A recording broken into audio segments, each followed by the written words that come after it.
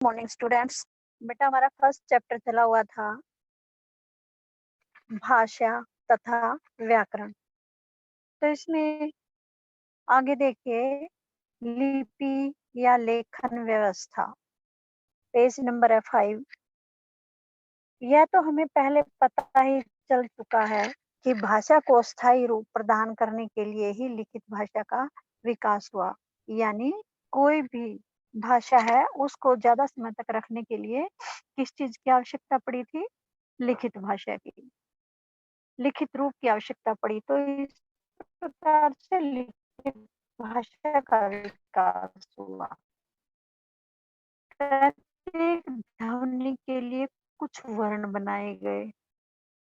जो हम बोलते हैं प्रत्येक ध्वनि के लिए कुछ वर्ण बनाए गए और वर्णों की पूरी व्यवस्था को ही क्या कहा जाता है? लिपि। वर्णों की जो पूरी व्यवस्था होती है उसको लिपि कहा जाता है। इस प्रकार क्या है? ध्वनियों को लिखकर व्यक्त करने की व्यवस्था लिपि है। लिपि क्या है? भाषा की जो ध्वनियां हैं उनको लिखकर हम प्रकट करते हैं तो उसी को लिपि कहते हैं। जैसे आप लिखते हो, अंग्रेजी में लिखते हो या हिंदी में लिखते हो या संस्कृत में लिखते हो, जिसमें भी लिखते हो, वहाँ क्या होता है? जो लिखाई होती है ना उसी को हम लिपि कहते हैं। चाहे आपकी संस्कृत की लिखाई हो, हिंदी की लिखाई हो या इंग्लिश की लिखाई हो, उस लिखाई को ही लिपि कहते हैं। तो इसकी परिभाषा बॉक्स के अंदर जो दी है वो देखिए।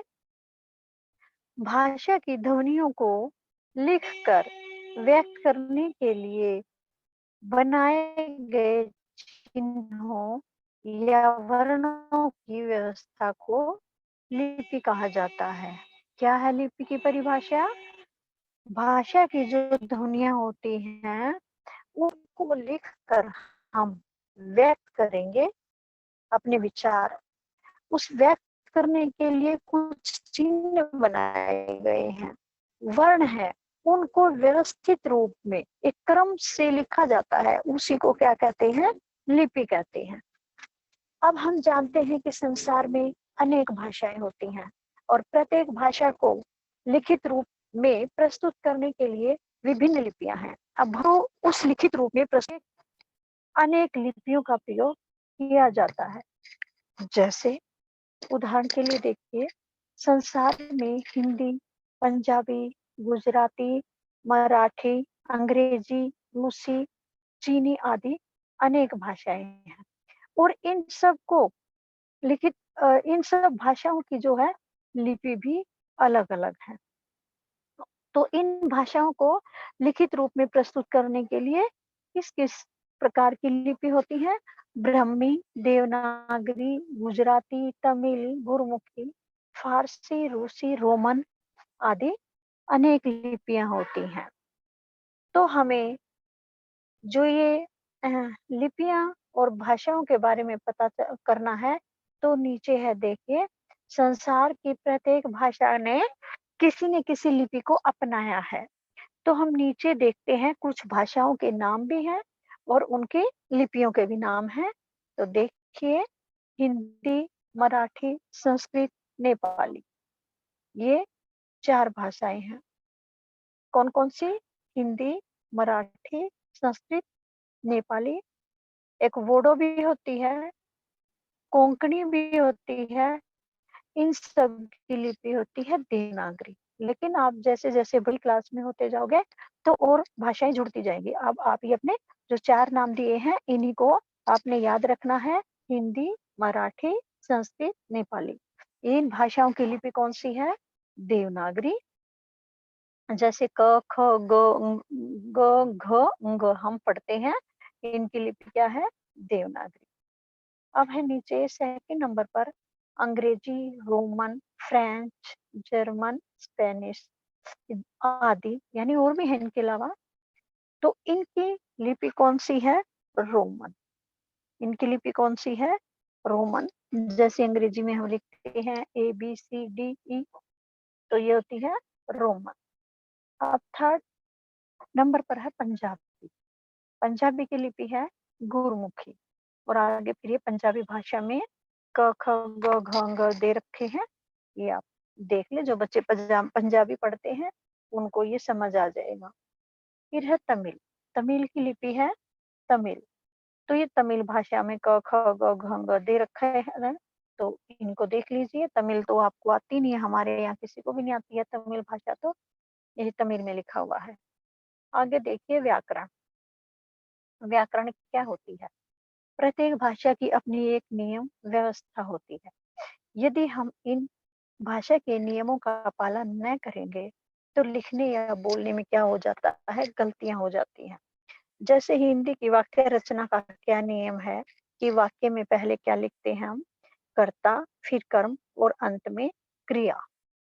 हिंदी का वाक्य लिखते हुए हम कैसे करते हैं, पहले कर्ता लिखते हैं, जैसे मोहन पढ़ता है, मोहन करता है, मोहन पुस्तक पढ़ता है, जैसे मोहन पुस्तक पढ़ता है में कर्ता क्या है, मोहन, और पुस्तक क्या है, कर्म, और पढ़ता है क्रिया। ये हिंदी में इस प्रकार से वाक्य लिखे जाते हैं। परंतु अंग्रेजी में क्या होता है, पहले कर्ता आता है, सब्जेक्ट आता है, फिर क्रिया आती है यानी वर्ब, और अंत में ऑब्जेक्ट आता है यानी कर्म आता है। तो ये नीचे इसके वाक्य दे भी रखे हैं इसी प्रकार से।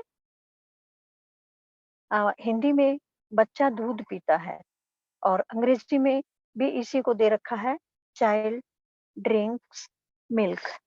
तो ये आगे पीछे कर्ता, सॉरी, क्रिया और कर्म को आगे पीछे लिख करके इन्होंने दिखा रखा है।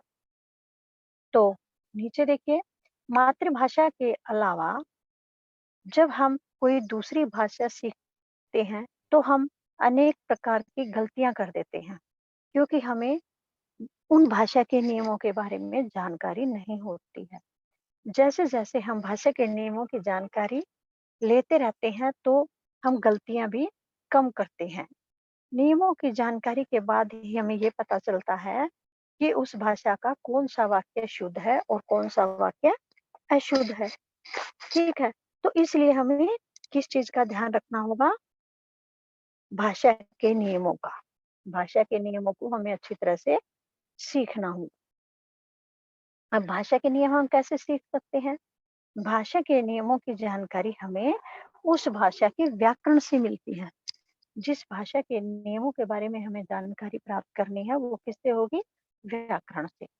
व्याकरण भाषा के नियमों का संग्रह है, जो भाषा के शुद्ध और अशुद्ध प्रयोगों की जानकारी हमें देता है। तो व्याकरण और क्या करता है? व्याकरण वह शास्त्र है जो हमें ये बताता है कि भाषा में कौन सा प्रयोग सही है और कौन सा गलत, तथा कोई प्रयोग गलत या सही क्यों है। इन सब चीजों की जानकारी हमें कहाँ से मिलती है? व्याकरण से। व्याकरण से ही हमें पता चलता है कि वाक्य या शब्द शुद्ध है या अशुद्ध है, या क्यों शुद्ध है और क्यों अशुद्ध है। अब अब ऊपर देखिए, जो ये वाक्य था, बच्चा दूध पीता है। अब इसमें पीता बड़ी की मात्रा है। यदि इसमें हम, कुछ बच्चे गड़बड़ करते हैं, छोटी की लगा दे इसमें, पीता है, तो बच्चा दूध पीता, पीना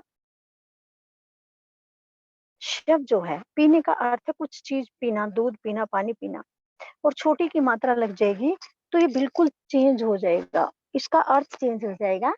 पिता, उसका अर्थ होता है पिता, यानी आपके फादर। तो पता चलता है ना, किससे पता चला हमें? व्याकरण से। ठीक है, आगे देखिए व्याकरण की परिभाषा। भाषा के समस्त नियमों का अध्ययन जिस शास्त्र के अंतर्गत किया जाता है, उसे व्याकरण कहते हैं। क्या है? भाषा के समस्त नियमों का हम अध्ययन करेंगे जिस शास्त्र के अंतर्गत, उसे व्याकरण कहेंगे। और व्याकरण के अंतर्गत 3 प्रमुख अंग होते हैं। व्याकरण के कितने अंग होते हैं? व्याकरण के 3 प्रमुख अंग होते हैं। कौन कौन से होते हैं? ध्वनि, शब्द तथा वाक्य। है? कौन कौन से? ध्वनि, शब्द तथा वाक्य। इन तीनों अंगों को हम पढ़ते हैं, तभी हमें व्याकरण के बारे में पूरी जानकारी प्राप्त होती है। तो अब दोहराने के लिए नीचे दे रखे हैं, वो आप पढ़िए।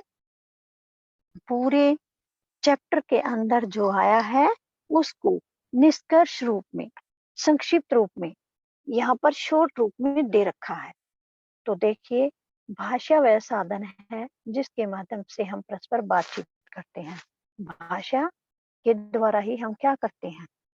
भाषा जो है हम अपने मन के विचार या भाव क्या करते हैं?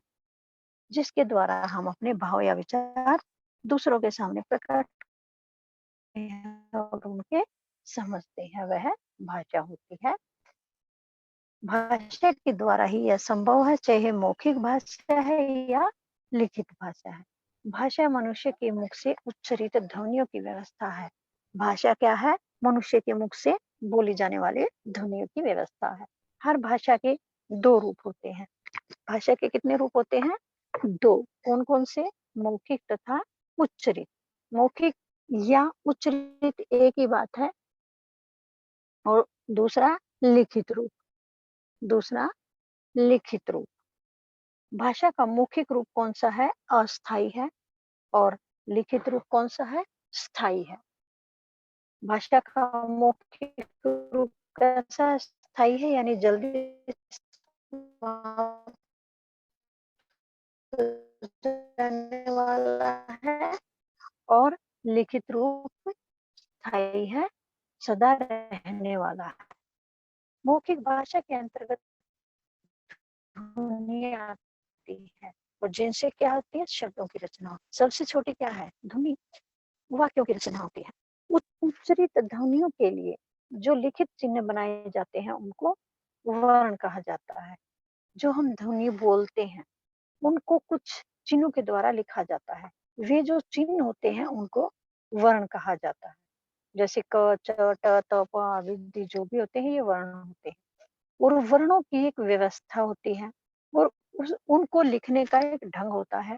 उस लिखाई को हम क्या कहते हैं? जो व्यवस्था के अकॉर्डिंग लिखा जाता है उसको हम लिपि कहते हैं।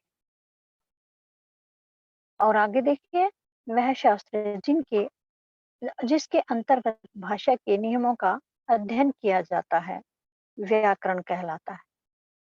जिसके अंतर्गत भाषा के नियमों का अध्ययन किया जाता है उसे क्या कहते हैं? व्याकरण।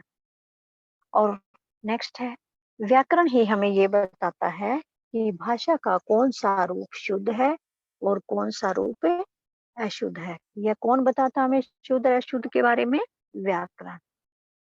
कौन सा वाक्य या शब्द शुद्ध है या अशुद्ध है, ठीक है या गलत है, यह किसके द्वारा पता चलता है हमें? व्याकरण के द्वारा। ओके, ये लेसन आपका हो गया कंप्लीट। तो आपको ये फुल लेसन रीड करना है, और इसकी बैक एक्सरसाइज मैं आपके पास भेज दूंगी। उसको अपने अपनी बुक में फिल करना है। जो क्वेश्चन आंसर हैं, क्वेश्चन आंसर भी आपके पास आ जाएंगे, अभ्यास वाले। फर्स्ट क्वेश्चन के तीनों पार्ट तो वे आपने अपनी हिंदी की नोटबुक में लिखने हैं, और ये बाकी बुक के अंदर फिल करना है।